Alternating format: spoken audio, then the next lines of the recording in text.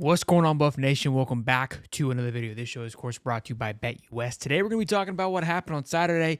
The Buffs handle business against Little Bro. There's a little bit of a tiffle between the quarterbacks, which I enjoy. We'll break down this defense that was absolutely elite. Michael Welch get some carries, 65 yards for the youngin. I love seeing it. We'll talk about the presser, of course. Coach Prime takes a little uppercut, which I love as too. Let's get right into it. So, of course, the Buffs handle business. They handle business to go into hostile territory. A lot of smack talking was going on from a lot of the players leading up to it. I know I missed a few days, been handling some stuff, but we are back, ready in action, and ready to go here. But Colorado goes in there and, again, handles their business defensively for the last, I would say, 6 quarters. That second half, Nebraska, and then, of course, these 4 quarters look stout. We're going to break that down a little bit later on with the PFF scores and whatnot. But look, I would argue that this is probably the worst team they've played thus far. I think North Dakota State would steamroll Colorado State. Nebraska would absolutely obliterate them. Not to take any credit away from this W, but I think it was a very impactful and important W, especially headed into conference play this week against Baylor, which, look, they're 2-point favorites right now. 1.5 other places that you look, BetUS has it at 2 currently, but they're in a debacle of what quarterback to play. I think Baylor's a very good start for them to get into this conference play. Again, this conference is looking...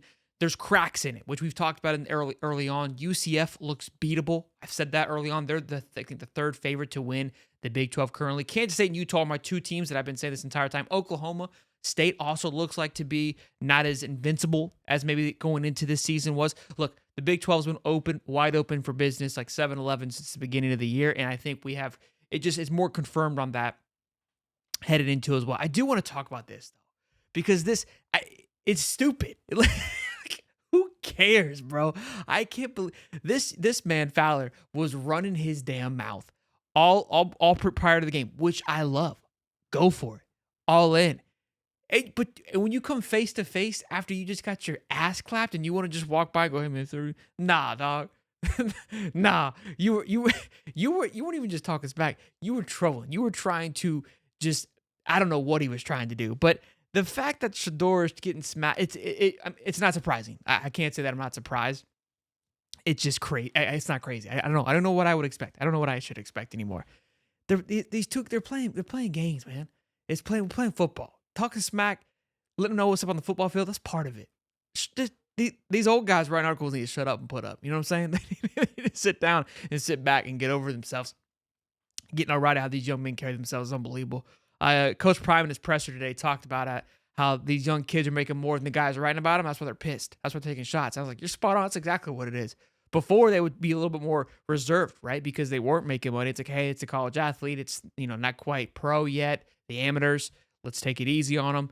Now nobody's holding any punches back. He also, Coach Prime in his presser today, took a little bit of a jab at Norvell, which I loved. You had Piper, the young lady from Children's Hospital that he met, come on to open up the presser. And he goes, hey, put your shades on. They hate when we do that. Oh, no, that was last week. I thought that was perfect. Just a little subtle.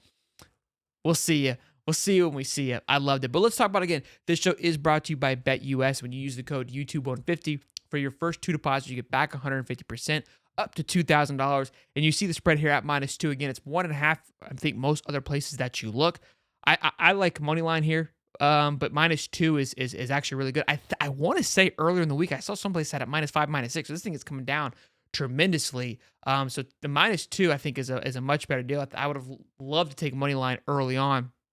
Again, at Colorado, 8 p.m. on Fox, going to be an absolute banger. Again, kickoff to the Big 12 conference play, so it should be a fun. But let's talk about the O-line and the defense. The O-line seemed to hold up a little bit better. Again, it is Colorado State, which I feel is a lesser opponent of all that they played. But Jordan Seaton had himself a day for pass blocking with an 83.6 alongside Khalil Benson at 85.5. Those are very, very solid scores just across the board in general. I mean, that's up in that upper echelon of NFL-type scores. You like that 77, 78, that's kind of your healthy range. 83 and 85 is phenomenal.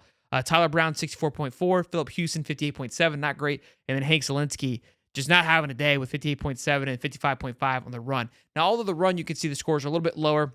Jordan Seaton at 54.2. If you watched a couple of the games, they were stacking his side, definitely trying to abuse and take advantage of the younger tackle and Jordan Seaton.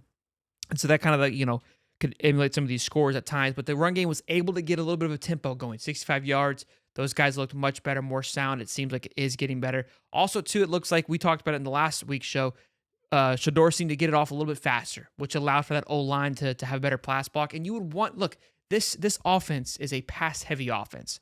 So you would expect and hope that these grades are going to be higher on the pass side anyways, because that's where their bread and butter is. Everybody talks the run game being important. It is important. You need to get it going. And I think the way they utilized it last week was perfect, right? When you least expected it, they were able to run the ball. I think he averaged like 6 yards a carry, which is at a very healthy run average. And again, fresh and Michael Welch doing some things. So love seeing that. But then again, on the defensive side, what's funny is the linebacker room is a room that I would say had the most concerns about on the defensive side. Cornerbacks have been exceptional, which I think nobody even was concerned about. The D-line had a big overhaul. But I think there were some questions with the linebacker, right? These guys balled out. Green with 76.5 on defensive grade, run defense at 82.8, and then Levante Bentley, 90.7 on the defensive grade, 95.3 on run defense, 4 tackles, 1 sack, 1 forced fumble. Have yourself a day, mama. There goes that man. Love seeing the defense, again, the linebacker play look as good as it was. And like I said, the last 6 quarters, this defense has looked stout, and I think it's going to give Baylor even more troubles. And it's crazy to think, when you think Colorado football, offensively was kind of the highlight of it for the last year, and we thought, going into this year, which it still is, but defensively was a major area of concern.